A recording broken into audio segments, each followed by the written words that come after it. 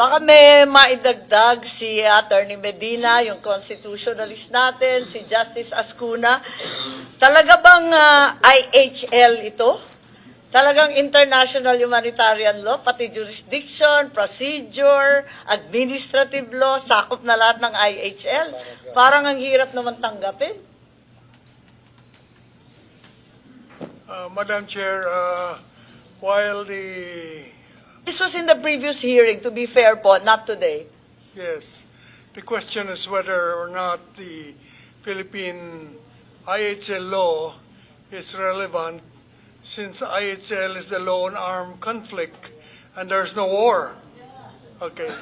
That is true, but then among the crimes covered by IHL is crimes against humanity.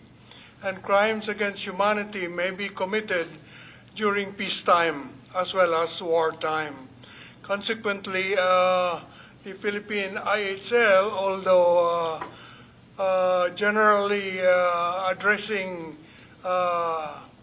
offenses committed during war, can also address offenses committed during peacetime because, as I said, certain offenses, such as crimes against humanity, are by definition crimes that can be committed during wartime as well as peacetime. Yes, that is to do with the nature of the crime po, Justice. Perhaps, Attorney Medina, you can bolt in. You were present in the first hearing.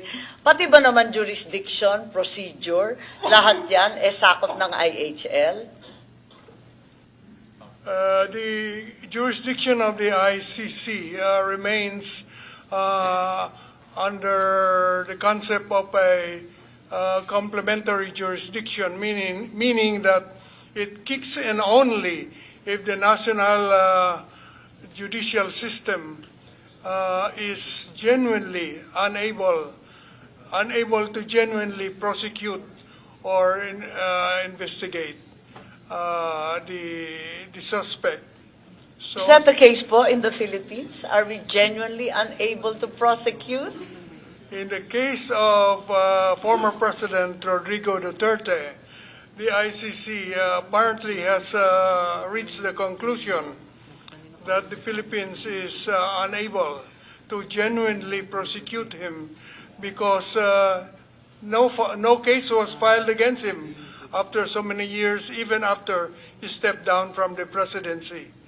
That is the finding of the ICC. So they issued a warrant of arrest on the footing that they have their complementary jurisdiction has set in because the Philippines, as far as the former president is concerned, is unable to genuinely prosecute him.